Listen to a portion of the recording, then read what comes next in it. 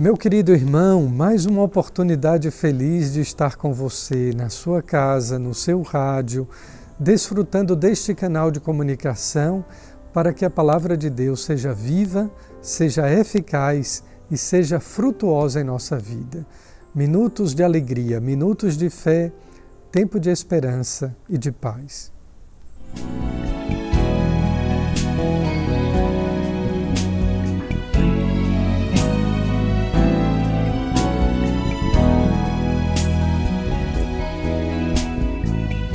Proclamação do Evangelho de Jesus Cristo segundo Mateus.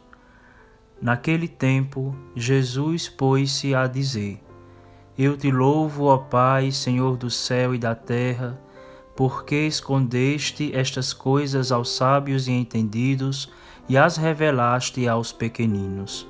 Sim, Pai, porque assim foi do teu agrado.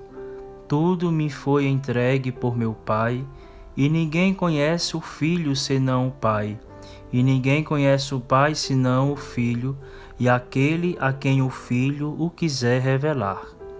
Vinde a mim, todos vós que estáis cansados e fatigados sob o peso dos vossos fardos, e eu vos darei descanso.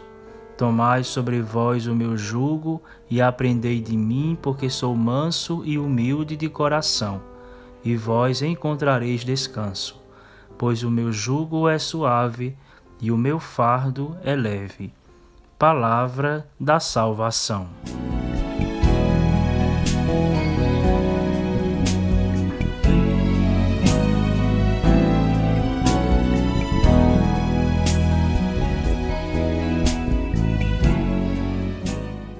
Conheço um coração tão manso, humilde e sereno, que louva ao Pai por revelar seu nome aos pequenos, que tem o dom de amar e sabe perdoar, e deu a vida para nos salvar. Jesus, manda teu Espírito para transformar meu coração. Jesus.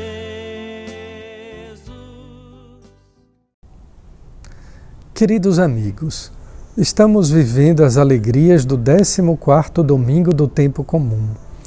Um domingo em que o Evangelho de São Mateus, no capítulo 11, inicia com um grande e bonito convite que Jesus nos faz, a partir da sua experiência de louvor, de bendizer e de agradecer a Deus.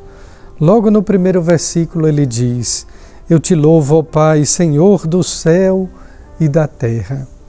Louvar, bendizer e agradecer dependem também de um outro verbo, de uma outra atitude ou de uma outra ação, que nos diz respeito a reconhecer. Somente quem reconhece, agradece. Enquanto o ser humano não reconhece que tudo vem de Deus, ele não agradece a Deus. Enquanto o ser humano não reconhecer que tudo quanto ele possui de bom, ele nunca vai conseguir ser feliz, porque não vai conseguir agradecer a Deus. Interessante que essa frase era muito cara, muito querida a São Francisco de Assis. O pobrezinho, todos nós sabemos, louvava a Deus em tudo, por todas as obras da criação, pelas flores, pelo sol, pelo céu, pelas estrelas. Mas São Francisco fazia isso exatamente por um reconhecimento de fé. Ele sabia que tudo o que de bom nós temos, usufruímos ou desfrutamos, vem de Deus.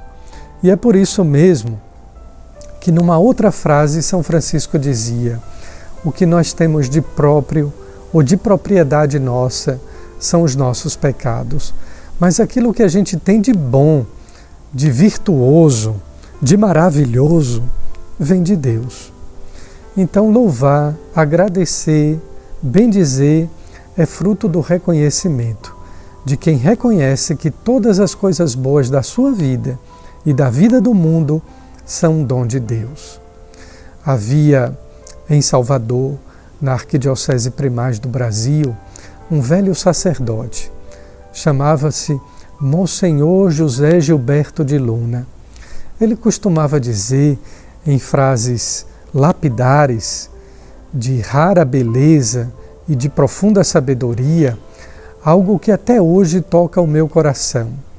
Sobre reconhecimento e gratidão, o famoso e saudoso Padre Luna dizia: na fila da misericórdia de Deus, o último lugar é para os ingratos.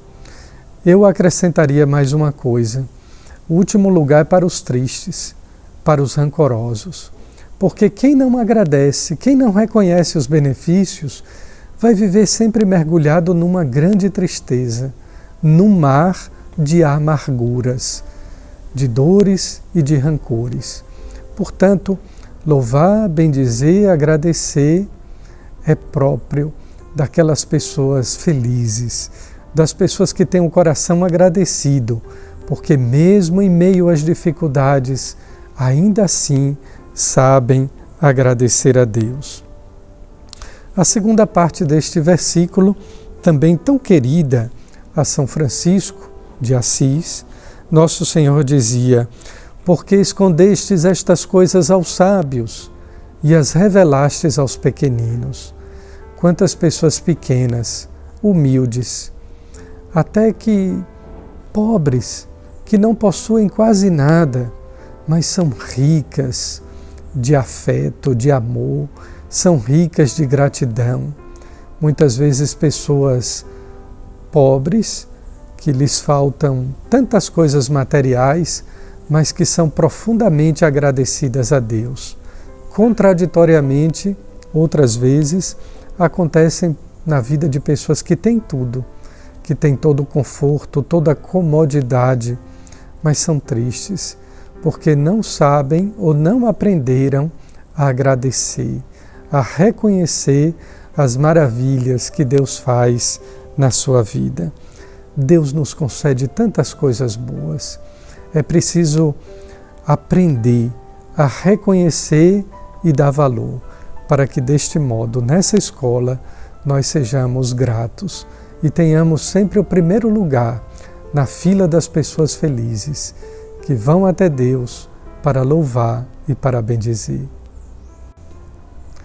O Papo de Cruz é com a amiga Lunara Aires. Não perca!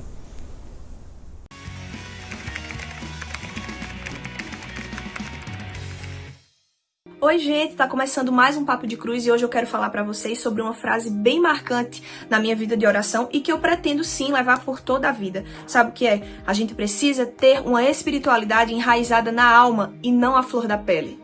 Espiritualidade enraizada na alma e não à flor da pele. Para você, essa frase soa confusa ou soa assustadora? Porque para mim, quando eu senti essa frase no meu coração, eu tomei um susto, porque essa é a realidade da nossa juventude. Essa é a realidade de uma juventude que está, como a palavra diz, como folhas ao vento. Para o vento que vier, para o lado que vier, a gente tá indo, tá sendo levado. Por quê? Porque nós estamos acostumados a viver uma espiritualidade à flor da pele. Uma espiritualidade que é só de um momento de oração, que é só de uma música que você ouve e sente um arrepio, que é só de uma oração que você faz em um determinado momento de 3 minutos no seu dia, que faz parte só de um momento que você vai à Santíssima Missa. Gente, a gente precisa entender que a nossa espiritualidade, ela precisa ser enraizada. E para ser enraizada, ela precisa ser cuidada, ela precisa ser regada, ela precisa ser abastecida, alimentada, sabe? Um exemplo que eu quero trazer para vocês sobre essa questão da espiritualidade enraizada tá em um dos capítulos que eu mais amo, em um dos livros que eu mais amo na Bíblia, que tá em Atos dos Apóstolos, no capítulo 2, quando depois da vinda do Espírito Santo sobre Maria e sobre os apóstolos, Pedro sai para rebater, para falar, para esclarecer as pessoas que estavam do lado de fora, comentando que eles estavam embriagados com vinho doce. Sabe por que eu quero falar que isso é exemplo de uma espiritualidade enraizada? Porque uma espiritualidade enraizada, ela não serve apenas para mim, ela não serve apenas para me salvar, para me gerar uma santidade, para me transformar, não. A espiritualidade enraizada, ela transborda. A espiritualidade enraizada me ensina que eu preciso externar aquilo que é vontade de Deus também para a vida dos meus irmãos.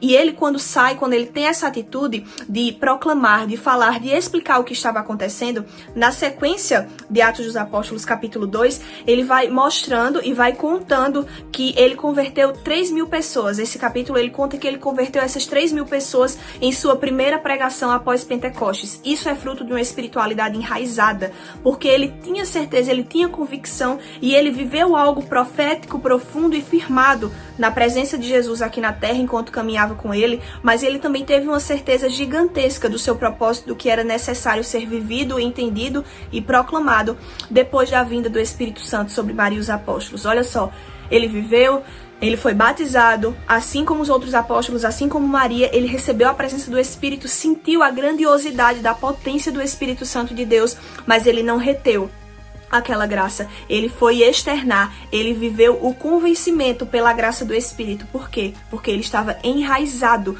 no propósito dele. Ele tinha entendido, ele tinha aberto a visão dele para o propósito de pesca, para o propósito de entendimento.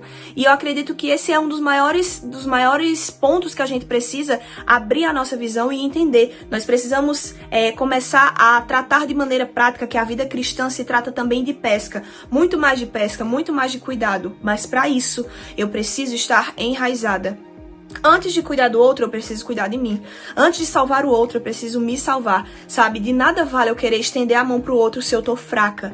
Então, com a espiritualidade à flor da pele, a gente não consegue caminhar muito longe, sabe? É como se a gente fosse, de fato, uma folha ao vento que não consegue se firmar, que não consegue ficar solidificada. Então, eu partilho com vocês hoje que vocês tenham o desejo de, assim como os apóstolos, ter uma espiritualidade enraizada, firmada, entendida, esclarecida, sabe? Depois da espiritualidade firmada, vem o entendimento do propósito. Quando o entendimento do propósito chega, fica tudo mais fácil, fica tudo mais claro e a gente entende o norte que a gente deve seguir, a gente entende aquilo que a gente deve proclamar.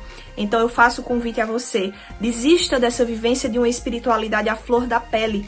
A gente não pode viver só de uma música e de sentir um arrepio. A gente não pode viver só da Santa Missa. A gente não pode viver do pouco. A gente é convidado a, de fato, viver mais, mergulhar mais, buscar mais, entender mais, se descobrir mais em Deus. Isso é a lógica de uma pessoa que deseja viver uma espiritualidade enraizada na alma. A flor da pele não leva a gente a nada. A flor da pele a gente age apenas com as emoções. E a vivência com Deus não é emoção. A vivência com Deus é um coração ardente que entende o seu propósito. Emoção é muito pouco para o que se vive em Deus. Emoção é muito pouco para o chamado que Ele tem para nós. Emoção é muito pouco para o posicionamento que Ele precisa ver de nós. Jovens católicos, jovens cristãos, nesse mundo a gente precisa salvar pessoas. A gente precisa ajudar as pessoas a entenderem os verdadeiros propósitos delas. E para isso, só com a espiritualidade enraizada. Se for no pouco, se for no raso, a gente não consegue nem ficar bem. Nem a gente consegue salvar, nem a gente consegue esclarecer, sabe? Então, meu convite de hoje é esse: viva uma espiritualidade enraizada, firmada, solidificada na verdade que Deus tem para a tua vida. Amém? Até a próxima. Tchau, tchau.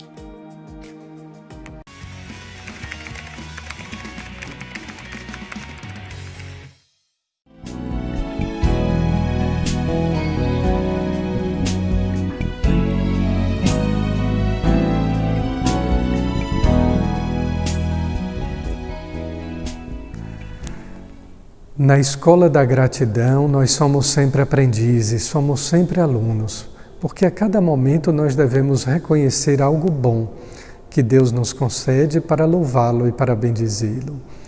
Nesse momento, agradeça, não apenas peça, mas reconheça e agradeça a Deus todos os dons que Ele lhe concedeu e que Ele mesmo abençoe a sua vida, em nome do Pai, do Filho e do Espírito Santo.